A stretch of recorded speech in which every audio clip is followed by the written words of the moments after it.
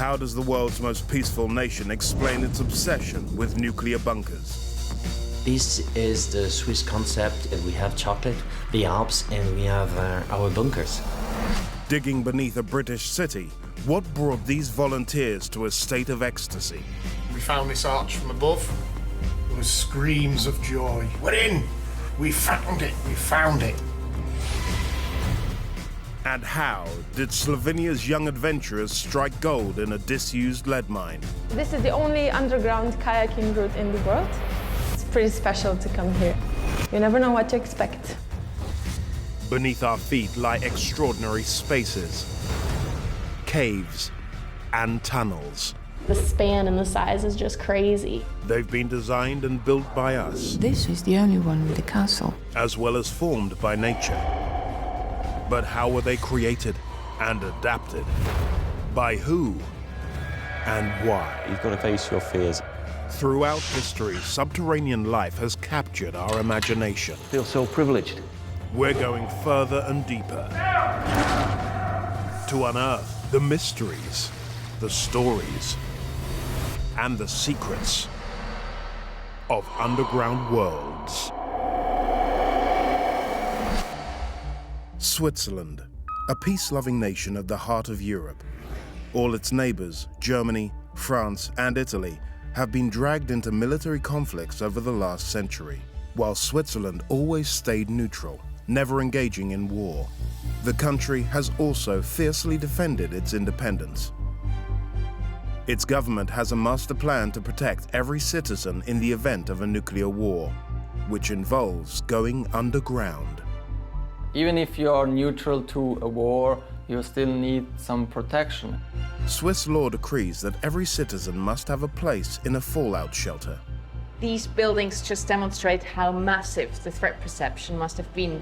There are now 300,000 of these shelters in Switzerland, ample room for the entire population. Underground you're safe, but it's not an easy life.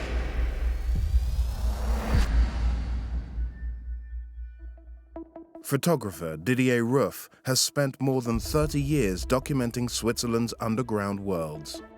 In Switzerland, the bunkers are everywhere. In the private house, in the schools, in factories, in the hospitals, everywhere.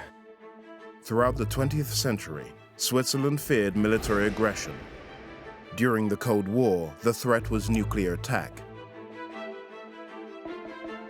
In the child of the 60s, the threat was atom attack, and in that case, it was needed to have the shelter, this protected underworld bunker, and this is where it's all started. However, the Swiss were digging underground way before the nuclear threat. In 1939, just before World War II, Switzerland strengthened its border defenses along the River Rhine. The threat of German invasion here was all too real. So the Swiss built the mighty Fesong Fortress. This vast fortified bunker was the first line of defense and is sunk 20 meters into the hillside. As part of his research, Didier has come to the fortress to meet historian Walter Loy. We are right there on the border, about 500 meters further down. You come to the River Rhine, and the other side is Germany. Yes. Walter has been caretaker for the last 20 years and is an expert on its military history. Well, it was originally planned and built for 90 men. Then we had decreased up to 160. Now we are entering the main galley. We are here about 15 meters underground, and it's getting deeper and deeper. The main tunnel is 210 meters long and provides access to the 4 observation towers, 2 of them armed with 75mm long-range rapid-firing guns. So it closes automatically. Here. So the empty shell out, the next one goes in, and so on. These semi-automatic guns had a range of 11 kilometers and were capable of firing up to 20 shots a minute. Soldiers would train them on their targets using numeric charts that were advanced for the era. You look through there and you see points. Each one has a number. And he turns the wheel till he has it, and then he's ready. That's, for the time, one of the most modern guns which exist. Festung was ready by 1939 and used to monitor the German border throughout the Second World War. The Swiss Army only decommissioned the fortress in 1988. At the height of the war, up to 100 soldiers would be stationed underground here for up to 1 month in a state of constant alert. Their living quarters included basic wooden bunk beds, a large kitchen, and a hospital with a surgery. Underground you're safe, but it is depressing if you stay for days and days and you never come out of it. You are losing the sense for day and night. It's not an easy life. That's been terrible. To be here locked inside like mouses with no sun, no, terrible. At the center of the fortress are the vital amenities needed to keep the men alive during each month-long vigil. There are 2 diesel generators, one acting as a backup, along with water tanks and air purifiers. I had 2 sets of filter, one running, one standby. And then the air goes into this distribution, and throughout the floor it's distributed. The air supply had to be heated to 30 degrees to stop the gunners' glasses and gas masks from steaming up. Water, we had 60,000 liters. That would have lasted for about 6 weeks. Food, well, we had about 3 weeks. But air, that's crucial. That's crucial. The deepest tunnel ran 20 meters into the mountain and offered soldiers an escape route if needed. So, and that leads us to a bunker. It's also used as emergency exit. You want to go? There's a lot of noise. That is the engine. This deepest tunnel is 290 meters long. To me, this place is like a submarine. Is a place where you lose contact with reality, with time, and you're totally closed in a cellar. I'm a bit lost in this underground alley now. I don't know exactly where we are anymore. It's confusing. You can get lost. I see this place as a sign of the past. Swiss has always been fighting to protect this small territory, and the bunker would be the way to protect the population. Thanks to military defenses like the Fesong Fortress, Switzerland was not invaded during World War II. The Nazis resorted to a war of words, calling Switzerland a medieval remnant. But the Festung installation proves how modern and efficient the Swiss capabilities were. When the war was over, the threat of Nazi invasion was replaced by fear of nuclear attack during the Cold War arms race. Historian Dr. Michael Olsansky explains how the Swiss love affair with underground bunkers grew more passionate as a result. The Swiss authorities finalized the plan that every Swiss citizen should have his own safe place in the case of war. Every community in Switzerland has to have this kind of protecting installations. At the height of the Cold War in the 1960s, plans to improve the motorway network around the city of Lucerne paved the way for an incredible engineering project, directly underneath a normal-looking road tunnel.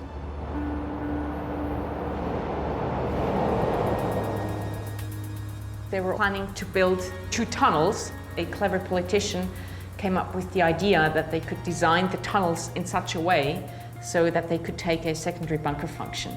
Over 10 years, Zora Schellberg has got to know every inch of this place, the Sonnenberg bunker. Zora's going to show Didier how a massive public bunker like Sonnenberg is organized.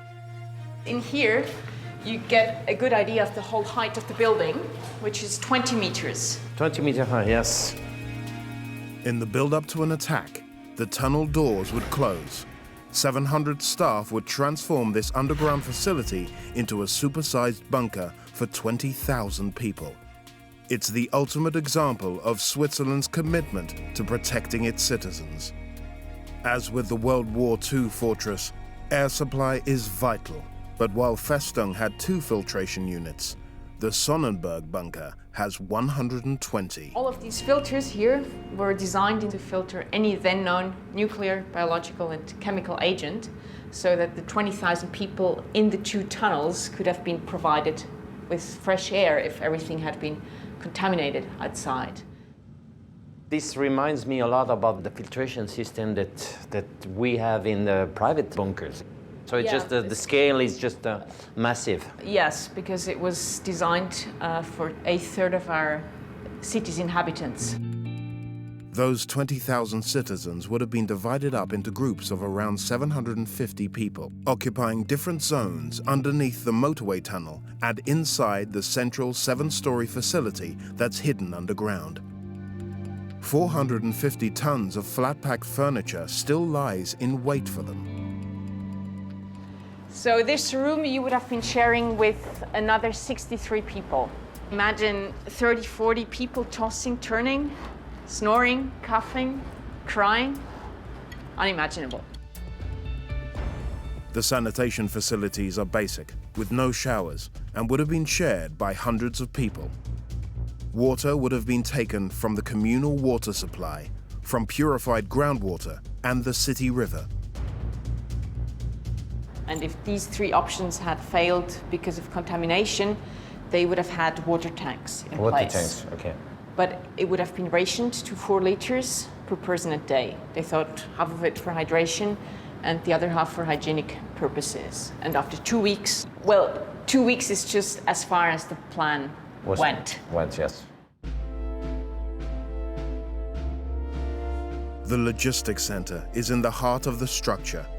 It contains everything needed to run this enormous underground bunker. This is the top level, which used to be the security station with prison cells for potential tunnel troublemakers. Provision was made in the prison wing to keep only 16 people locked up out of 20,000 inhabitants. And the color, by the way, is still the original paint. You'll see a lot of yellow and green, a little bit of color psychology. Yes. Yellow for sunlight, green for nature. The command post was on the upper level. The civil defense team would run the facility from here. They had telecommunications facilities and a radio station to broadcast to other bunkers around the country. This would have been their sole means of communication with the outside world. Every now and then they would have played some music as well, probably something soothing to not upset people.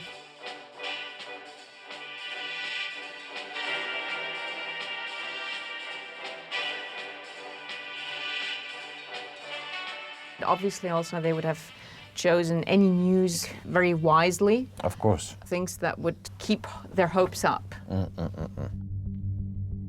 Hidden away in the facility is an underground hospital spread over 3 floors with 2 operating theaters. This room in here is the only room that is not painted in green or yellow, but in this salmony orange. Salmon. Do you have any idea why? Why this color? For whom? No idea. It was the nursery. Nursery. Apparently it's a soothing color. Nursery. Yeah, because even during 2 weeks there would have been Some babies were born. pregnant women, giving birth. As an architecture, it is amazing. We could almost say it's an underground city. You have a hospital, you have the bed, accommodation, police expect also a maternity. People could be jailed, could give birth, and life would go on, but only 14 days. From the logistics center, there is only one way of accessing the tunnels themselves. So the noise is... This is traffic in the West Tube.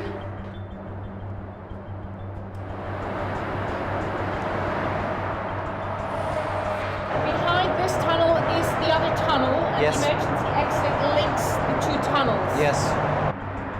The A2 motorway that runs through the tunnels carries 55,000 vehicles a day. The concrete blast doors at both ends, they're 1.5 meter thick and 350 tons each, and apparently able to withstand the blast of a 1 megaton nuclear bomb as close as 1 kilometer away.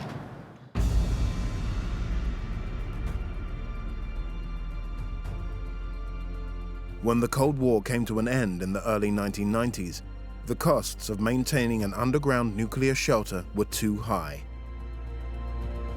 The bunker's role as a shelter for 20,000 people was finally abandoned in 2006. But the ever-cautious Swiss have maintained the central areas with a capacity for 2,000 people, just in case.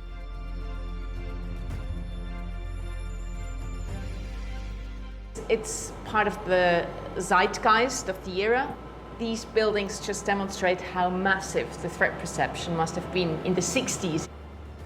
Is this nice idea, utopia, that we could protect the people by putting them in a shelter. It was unique, and it was saying something deep about Switzerland and its culture and its history.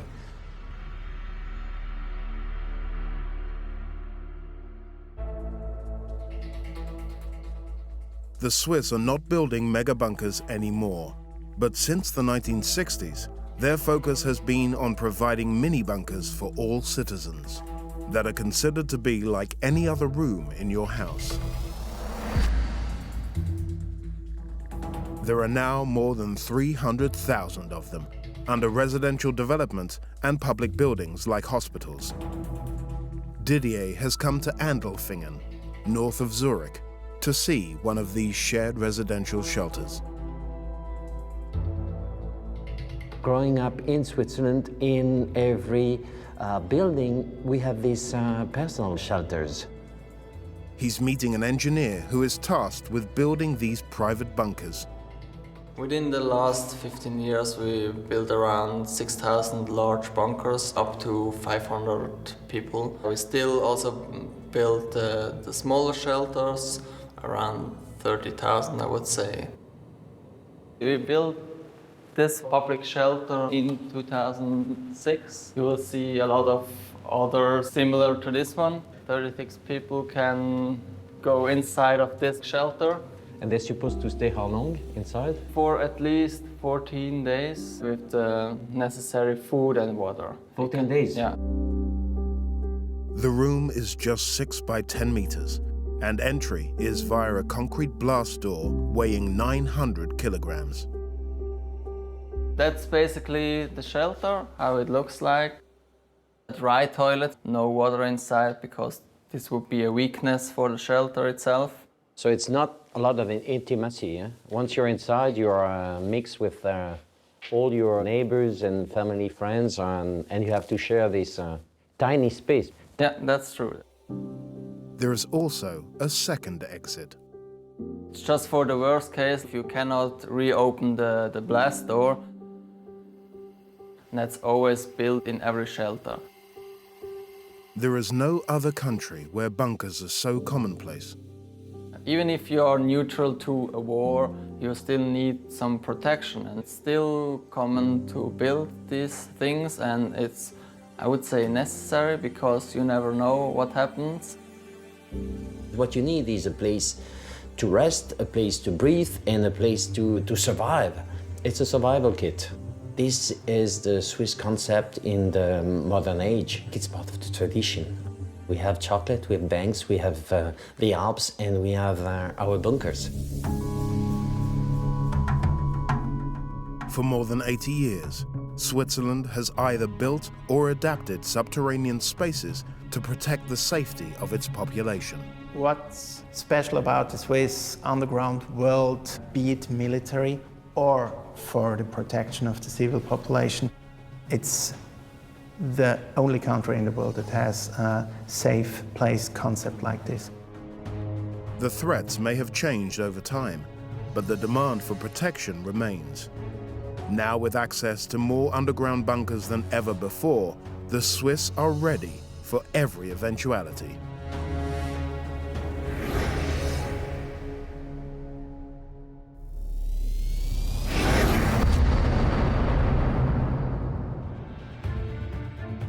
Liverpool, the historic and powerful trading port in the northwest of England. Iconic buildings line the waterfront of a city steeped in maritime history. In the east of the city, beneath the streets of Edge Hill, lies an underground world that's shrouded in mystery. Like the span and the size is just crazy. But how did it get here? Finally reached the bottom and found ourselves 60 feet below ground. And who built it? He was so secretive, burrowing away for 35 years. A group of determined volunteers are slowly revealing this extraordinary creation in a search for answers. Keeps us going, it's a good hobby. Mad, aren't we?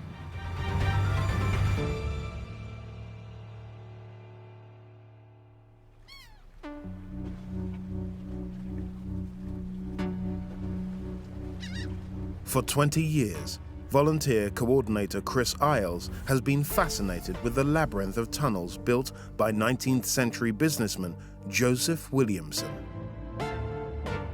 Well, I've always been interested in underground spaces, man-made especially, and I've always been aware of the local legend of Joseph Williamson and his tunnels at Edge Hill.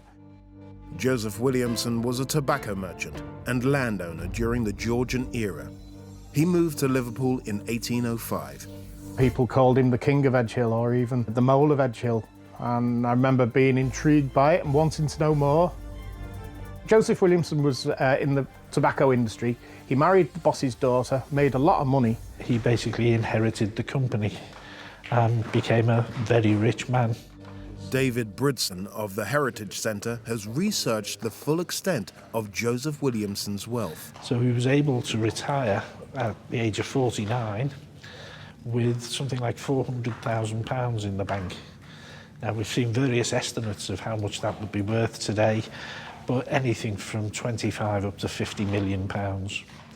And he then spent the rest of his life paying men using that money to build these tunnels and build the houses on top. In 1805, Joseph Williamson bought up an area of land that was uninhabitable because it was an abandoned quarry. The land around here had been quarried out for sandstone as Liverpool grew and expanded. We'll never know what gave Williamson the idea, but he hit upon this seemingly crazy idea of roofing them over. In effect, Williamson reclaimed abandoned land. He had pillars and tunnels built into the quarry, lined them with bricks, and built streets and houses over the top. But no map was ever left to show what was now sealed underground. So we have these beautiful brick and sandstone vaults, all sorts of sizes from a few inches across up to this one at 25 feet, all purely to reclaim the quarry workings and create usable land in the Edge Hill area. Nothing remains of the properties Williamson built apart from the facade of his great house. After he died in 1840, the caverns grew derelict and were filled in with earth and building waste. We knew of the existence of the chambers beneath the buildings that were above. In 1995, the tunnels were rediscovered by a group of amateurs, one of whom was Chris Isles. We dug down and we found this arch from above and smashed through there. There was screams of joy. We're in! We found it! We found it! It was the start of an amazing project. But the enthusiasts soon faced their biggest challenge. Williamson's long-lost tunnels had been filled in with a mixture of rubble and junk dumped by the Victorians, which needed clearing out. Glass bottles, jars, you name it, it's down here. It had been used as a Victorian tip. The enthusiasts had no idea how deep the tunnels were, and with no surviving map, no idea of how far they ran, it took them 10 long years to win permission from local authorities to excavate them. But Chris's colleague Tom Stapleton remembers clearly the day they started to dig. We had the first skip delivered on site on the 18th of November, I think it was, 2012. And we spent 4 solid years emptying this place out. Until we finally reached the bottom and found ourselves 60 feet below ground.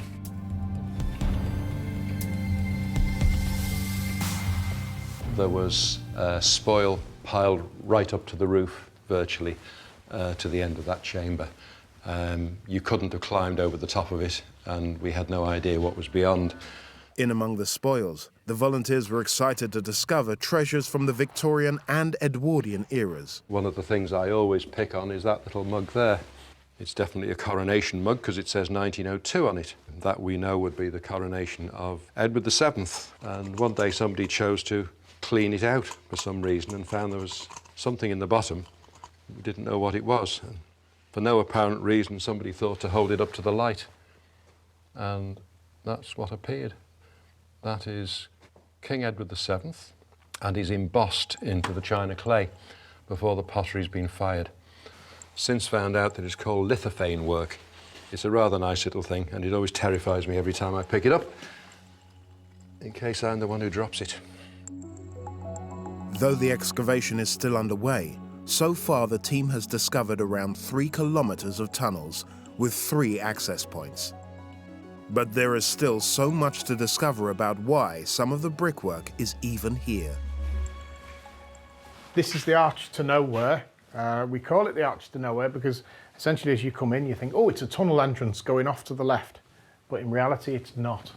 I wonder whether it might have been a practice piece for apprentices, or maybe there was going to be another tunnel going off into the quarry wall, but for whatever reason it never happened.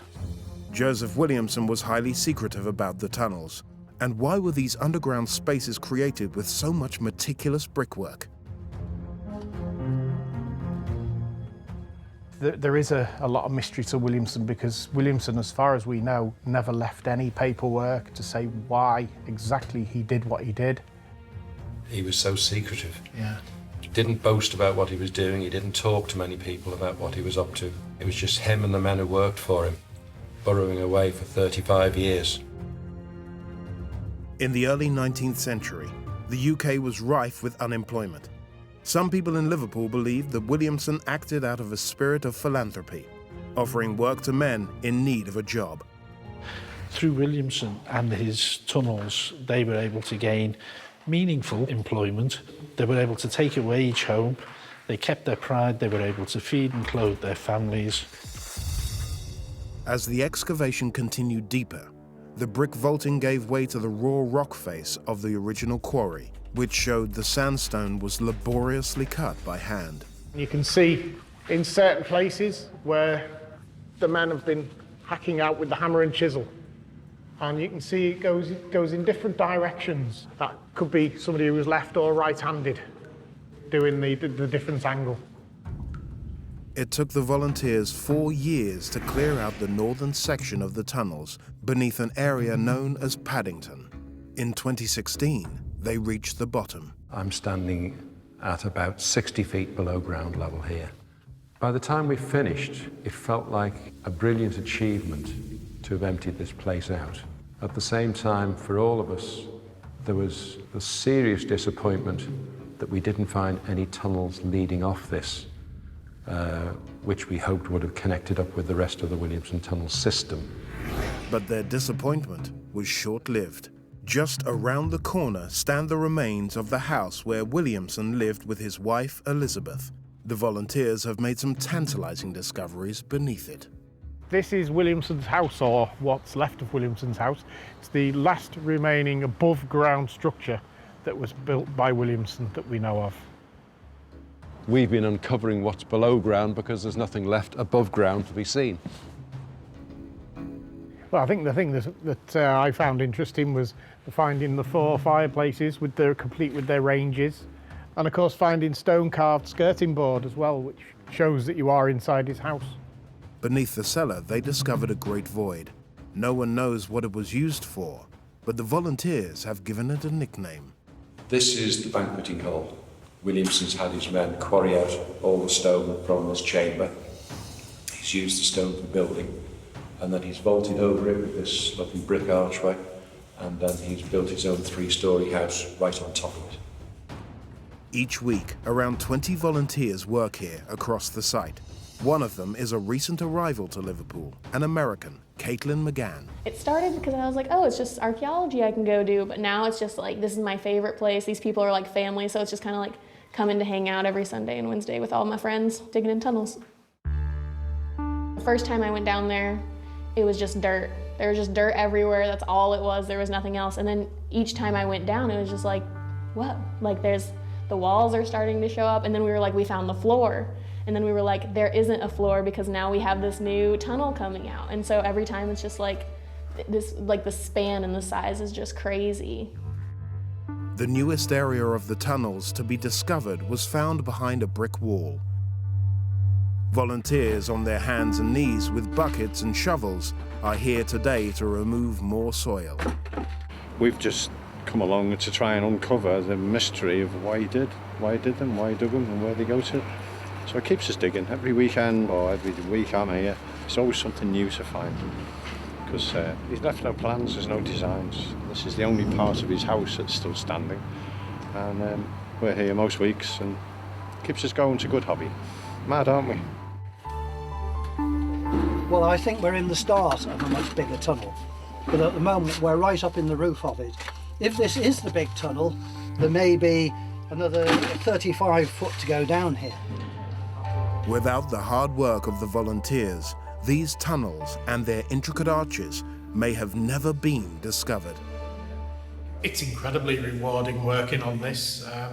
The tunnels are so unique. We just want to see as many of these tunnels as possible made accessible for the people of Liverpool and everybody from all over the world to come and view them. It's incredibly important to carry this on.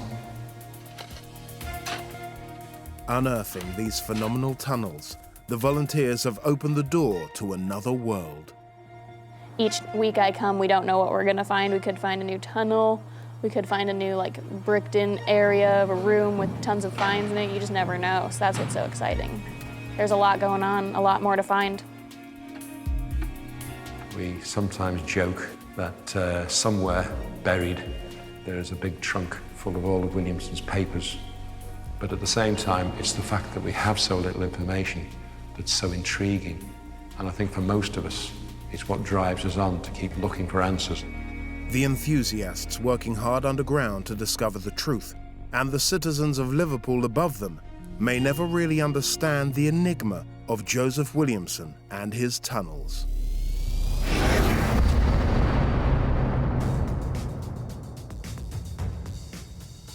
Slovenia, a Central European country known for its soaring peaks, descending into thousands of natural caves. Beneath its beautiful landscape, on its northern border with Austria, a network of tunnels created by man unveils a rich history. They fill it with explosive and they just blasted it. But out of the darkness, you know, when one thing died, the second thing is born. Comes a new world of exploration and adventure. We are really, really deep, 750 meters down in the mine. To navigate one of the largest man-made underground worlds by torchlight. It's the only underground kayaking route in the world. Why would mountain bikers want to venture into the mine? It's not for beginners, super technical, super steep. And how was their access made possible? The cave rescue team of Slovenia, they came and helped us with some explosives.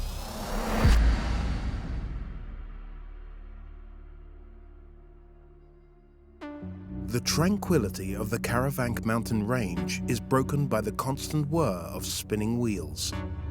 Mountain biking has become a high-octane sport in Slovenia, and it's also gone underground. Inside the Peca mountain lies a vast mining network, once used to extract precious metals. Now it's a breathtaking racetrack for adrenaline junkies like Anne. It's not for beginners, this is for advanced and expert mountain bikers. This is not a place to try out your skills. Super technical, super steep sections, going down with some small drops. Anne's family has direct links to the history of the Mizicha mine. His grandparents toiled in these tunnels before it was closed.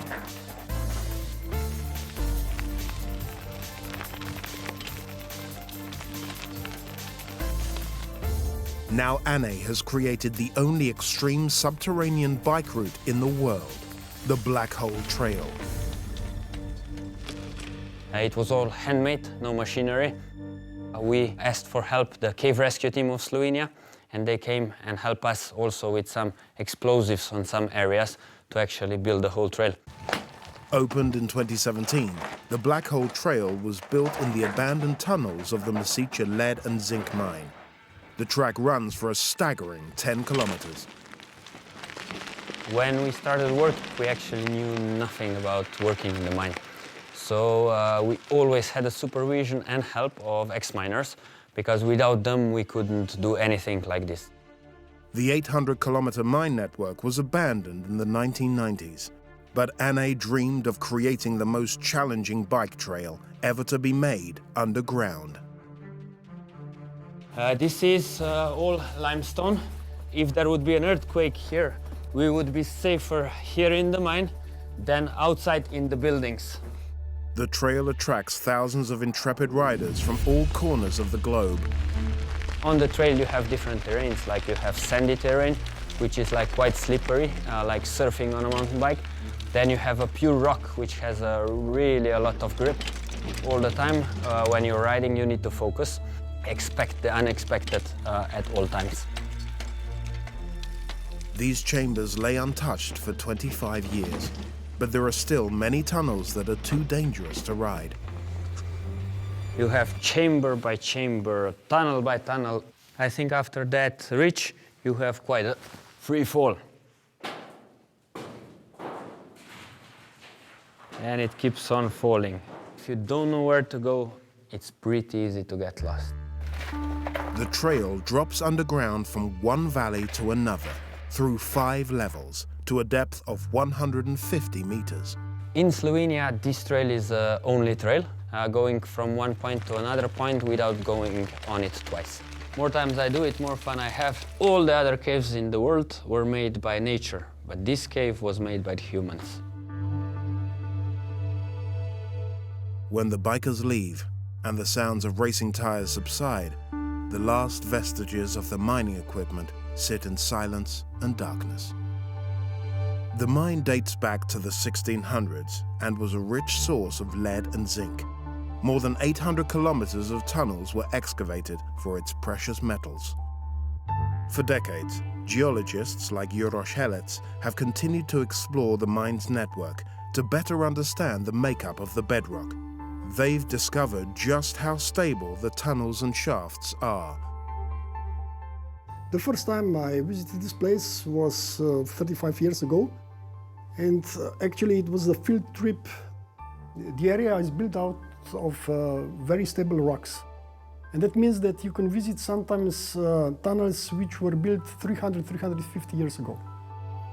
In over 3 centuries of mining, 19 million tons of lead and zinc ore were excavated from the tunnels. Digging was discontinued at the end of the 19th century. The most important mineral in this area is this dark mineral with metallic luster, which is lead sulfide. This is zinc sulfide. It's a little bit brownish, sometimes greenish, yellowish. Lead and zinc and their derivatives appear in many everyday objects. Lead can be found in roofing materials, car batteries and ammunition, while zinc is often used in alloys, paints, cosmetics and plastics. Massive effort was required to extract these minerals from the rock walls. They had to drill a hole for, let's say, to half a meter, 1 meter deep. They fill it with explosive and they just blast it. By the early 1960s, the Mizicha mine employed more than 2,000 people. Whilst he was still at school, Miran Prost worked here 2 days a week. So here you see the different roads, the different tunnels in the different ways. And this is because we built these tunnels for researching. So we search for lead with the tunnels. It was a very interesting job. And each time when I came to the work, it was not the same place, not the similar place. Each time was something different, you know. A temporary drop in world prices for metal and rising mining costs brought production to an end in 1994. On the last day when we work in the mine, the workers were sad because we shut the pumps down, the mine is start getting flooded with water and that kind of stuff. And of course it was sad, but you know, when one thing is died, the second thing is born. Miran is proud of the mine and its achievements. He takes great pleasure in showing visitors around the extensive tunnel system. It's interesting for the people who visit us because they don't expect to see something like the mine. In Egypt, they built the pyramid, but we built the mine over here. Following the closure of the mine, the local community began developing another industry, geotourism. At the 1997, we opened the first part of the touristic mine and museum. Now, around 40 kilometers of the mine can be visited by tourists. Exploring by miners' train or on foot, they can see the great caverns excavated by hand. This mine is all-time alive. Relics from the mine's industrial past evoke memories of a bygone era. After the Mizicha mine was closed, water was no longer pumped out, allowing the lower chambers to flood, creating magical underground lakes.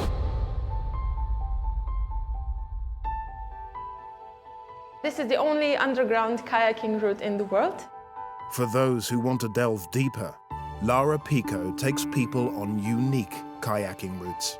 It's pretty special to come here every day and just to see it because it's something really unique and not a lot of people get to experience that. Every time it's different, every day it's different. The water level is not the same every day, so you never know what to expect. In these caverns, where men once toiled, now a network of rivers flow, carrying 6 million cubic meters of fresh mountain water. The water is really clean and I'm going to prove it to you by drinking it. But cold. We are around 750 meters below the surface, so we are really, really deep down in the mine. You can see the railroads, because there used to be a train going through the tunnels. There are 3.5 kilometers of underground waterways for visitors to navigate. You can go explore it on your own. You can go through the low tunnels, through the big empty spaces, the galleries.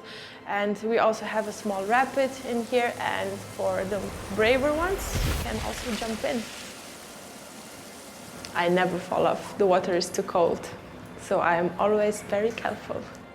Since 2013, over 250,000 tourists have visited the mine, and more than 20,000 have descended on their bicycles.